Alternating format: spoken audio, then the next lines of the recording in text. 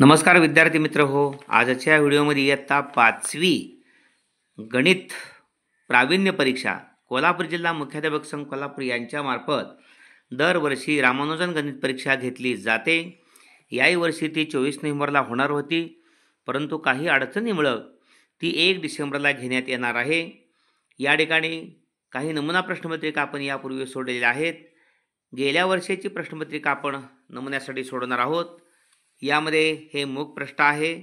फरक इतकाच आहे की या ठिकाणी प्रश्न जो पहिला आहे तो 20 गुणांचा होता. म्हणजे खालील प्रत्येक प्रश्नासाठी 4 पर्याय दिले आहेत, त्यापैकी अचूक पर्यायाचे वर्णाक्षर लिहायचे आहे त्यासमोरील चौकटीत. आता यावर्षी 10 प्रश्न कमी केलेत आणि 10 प्रश्न ठेवलेले आहेत.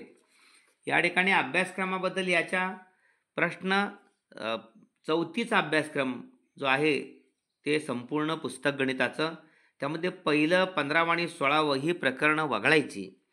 त्यानंतर 5वीचा प्रथम सत्रातला अभ्यास आणि 20 गुणांचे आव्हानात्मक प्रश्न, अशा पद्धतीनं 100 गुणांची ही प्रश्नपत्रिका असणार आहे. पुन्हा एकदा 4थीचं संपूर्ण पुस्तक पहिलं 15 व 16 ही प्रकरणं वगळून सध्या 5वीचं पुस्तक प्रथम सत्रापर्यंतचा संपूर्ण अभ्यासक्रम, 10 गुणांचे प्रश्न आहेत. तो प्रश्न पहिला आहे, अचूक पर्याय निवडा आणि 10 गुणांचे आव्हानात्मक प्रश्न असणार आहेत. या प्रश्नपत्रिकेतले 4 प्रश्न आपण सोडवलेले आहेत. आपण 5वा प्रश्न सोडवणार आहोत.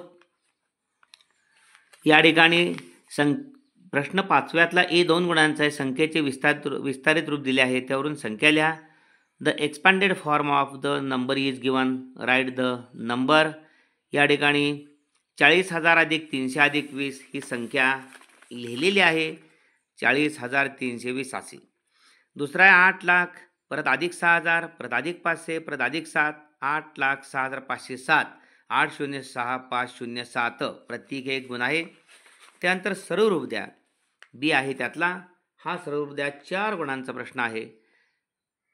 सिम्प्लिफाय, पूर्णांकयुक्त अपूर्णांकाचं साध्या अपूर्णांकात रूपांतर करायचं. 5 चौक 20 आणि 3 23/5 अधिक 5 2 10 7 17/2 वजा 3 2 6 5 11/3. या ठिकाणी 3 अपूर्णांकाची बेरीज आणि वजाबाकी आहे. प्रथमतः 2 सोडवायचे तिरकस गुणाकारानं, मग या दोघांचे एकत्रीकरण झाले की मग वजाबाकी. तिरकस गुणाकार छेद सारखा नाही. 23 2 46 अधिक 17 5 85 छेद 5 2 10, 46 आणि 85 131, 7 5 11 लेख 8 12 1 13, 131 छेद 10 वजा 11/3. पुन्हा तिरकस गुणाकार छेद सारखा नाही. 3 1 3 33 39 393 वजा 11 10 110 छेद 10 30. 393 मधून 110 गेले, 3 0 गेले 3, 9 गेला 8, 3 मधून 1 गेला 2, 283 छेद 30. या ठिकाणी 30 न 283ला भागलं तर पूर्ण भाग 9च लागतो. 30 9 270, 270 आणि 83 13, म्हणून 9.13 छेद 30 न भागलेला आहे. हे अंतिम उत्तर आहे. ओके. त्यानंतर पुढला प्रश्न आहे, एका घराच्या बांधकामासाठी एकूण खर्च 87,14,530 रुपये आला. त्यापैकी प्लॉटसाठी 24,72,615 रुपये आणि बांधकाम साहित्यासाठी 50,43,720 रुपये लागले आणि उरलेली रक्कम मजुरीसाठी खर्च केली तर मजुरीसाठी ती रक्कम किती लागली. The total amount spent of building on a certain house was 87,14,530. Of this amount, Rs 24,72,615 were spent on buying the plot. By land, Rs 50,43,720 on the construction material and the rest on labor charges. What was the amount spent on labor? या ठिकाणी घर बांधकाम एकूण खर्च दिलेला आहे 87,14,530 रुपये. या ठिकाणी प्लॉटसाठी रक्कम खर्च केलेली आहे 24,72,715 आणि बांधकाम साहित्यासाठी एकूण रक्कम 50,43,720. या दोघांची बेरीज केली. 5 5 2 1 3 7 7 13 3 हाच्या लेख 3 2 5 1 6 7 4 11 लेख हाच्या लेख 4 1 5 5 2 7 75,16,335. हे कशासाठी? प्लॉटसाठी आणि बांधकामासाठी. उरलेली रक्कम ही मजुरीसाठी. म्हणून 87,14,530 मधून या दोघांची बेरीज या ठिकाणी वजा केले 75,16,000 75,16,033. या ठिकाणी उरलेली रक्कम आहे 10मधून 5 गेले 5, हिताच्या दिलेला आहे 13मधून 4 गेले 9, 5मधून 3 1 4 गेला 1, या ठिकाणी 14मधून 6 गेले 8, हाच्या दिला 11मधून 2 गेले 9, हाच्या दिला 7मधून 6 गेला 1, 8मधून 7 गेले 1, 11,98,125 मजुरीची रक्कम आहे ती 11,98,195 ओके रुपये. त्यानंतर 6वा प्रश्न आहे हा जो आपण आत्ता प्रश्न घराच्या बांधकामासाठी सोडवला तो 4 गुणांचा आहे. प्रश्न 5वा 6वा हा 2 गुणांचा आहे. 4 सेमी व्यासाचे ओ केंद्र असलेले वर्तुळ काढा. त्या वर्तुळात एक व्यास व एक जीवा दाखवा. Draw circle with centre O and diameter 4 centimetre also show in the circle 1 diameter and 1 chord. या ठिकाणी 2 सेंटीमीटर त्रिज्येचं वर्तुळ काढलेलं आहे. वर्तुळ कंपासमध्ये 2 सेंटीमीटर त्रिज्या घेऊन हे वर्तुळ काढलेलं आहे. या वर्तुळामध्ये ए बी हा व्यास घेतलेला आहे, पी क्यू आणि ही जीवा घेतलेली आहे दाखवलेली आहे. ओके, त्रिज्या व्यास भागिले 2 4 भागिले 2 बरोबर 2 सेंटीमीटर वर्तुळ काढलेलं आहे. पी क्यू ही जीवा आहे आणि ए बी हा व्यास आहे. ओके, त्यानंतर प्रश्न 3 गुणांचा बी जोड्या लावा. Match the following. अ गट कॉलम ए उत्तर आहेत मध्ये लिहायचे आहेत, गट ब कॉलम बी. या ठिकाणी 3 किलोमीटर म्हणजे या ठिकाणी 3000 मीटर. 1 किलोमीटर म्हणजे 1000 मीटर, 3चं 3000 त्यामुळं सी आहेत. ओके, त्यानंतर 2 सेंटीमीटर बरोबर या ठिकाणी 20 मिमी. 20 मिमी 1 सेंटीमीटर म्हणजे 10 मिमी, 2 सेंटीमीटरचा 20 त्यामुळे ए. त्यानंतर 3 मीटर या ठिकाणी 1 मीटर म्हणजे 100 सेंटीमीटर, 3 मीटर म्हणजे 300 बी. 4 सेंटीमीटर बरोबर या ठिकाणी 200. 4 सेमी म्हणजे 40 मिमी ए. ओके, 1 सेमी म्हणजे 10 मिमी, 4 सेमी म्हणजे 40 मिमी. ओके, त्यानंतर 2 मीटर 1 मीटर म्हणजे 100 सेंटीमीटर, 2 मीटर म्हणजे 200 एफ. आणि 4 किलोमीटर म्हणजे या ठिकाणी 1 किलोमीटर म्हणजे 1000 मीटर, 4 किलोमीटरचा 4000 डी. ओके, 5 गुणांचा प्रश्न आहे, थोडासा लेंदी आहे. सोबतच्या आकृतीचे निरीक्षण. क्षेत्रफळ व परिमिती काढा. Find the area and perimeter of the figure. या ठिकाणी पहा ए बी सी पी जोडलेलं आहे. इथे एच पी आयत तयार केलेला आहे. इथं सुद्धा ई एफ आयत तयार केला आहे. हा सुद्धा आयत तयार केलेला आहे. ही ए एच 12 आहे. या ठिकाणी ही सी डी 15 आहे. ही डी एफ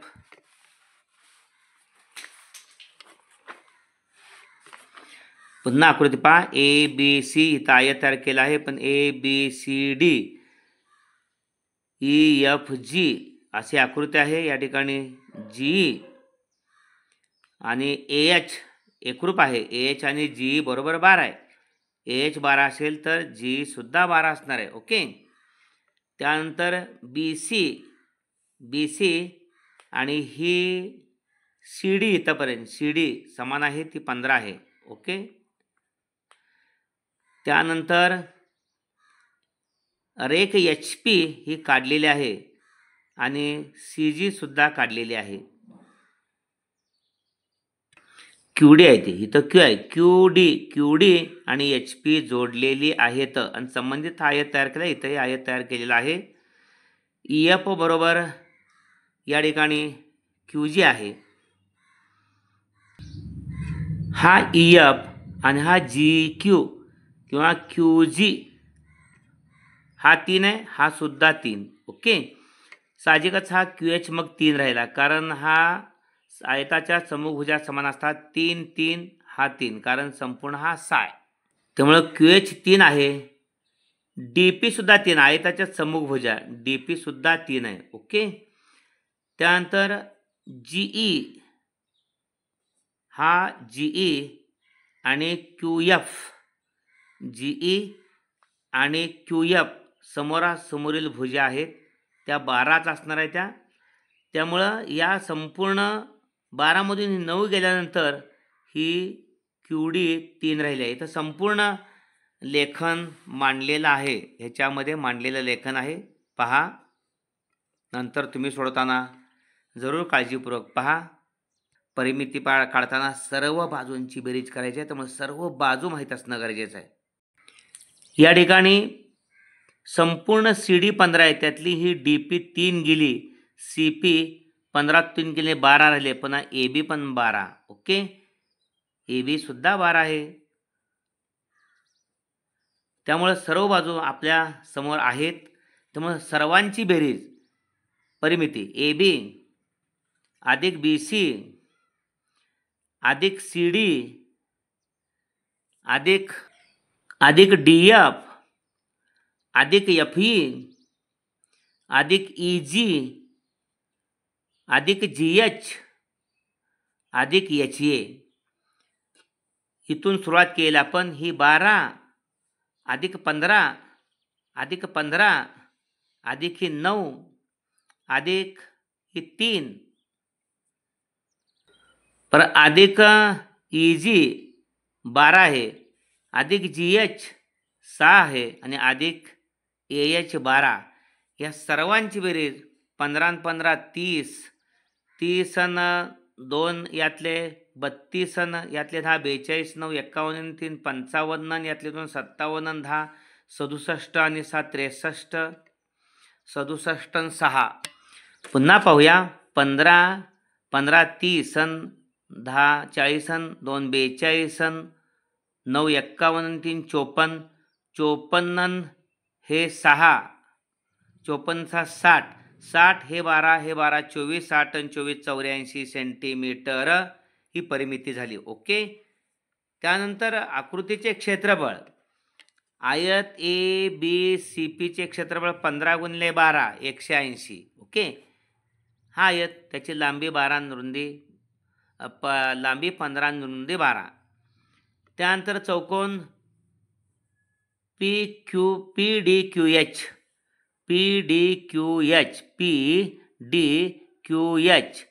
या ठिकाणी ही 3 लांबी आहे आणि 3 रुंदी पण आहे. ही लांबी रुंदी म्हणजे हा चौरस आहे. ही लांबी 3 आहे, ही पण 3 आहे, कारण ह्या 12 म्हणून 9 गेले हे 3 3 त्रिक 9, या ठिकाणी 3 त्रिक 9. त्यानंतर चौकोन हा FEGQ 12 गुणिले या ठिकाणी 3, 12 लांबी आणि रुंदी 3, 12 गुणिले 3 12 त्रिक 36. ओके, त्यामुळे 180 12 गुणिले 15चा गुणाकार 3 त्रिक 9 आणि 12 त्रिक 36.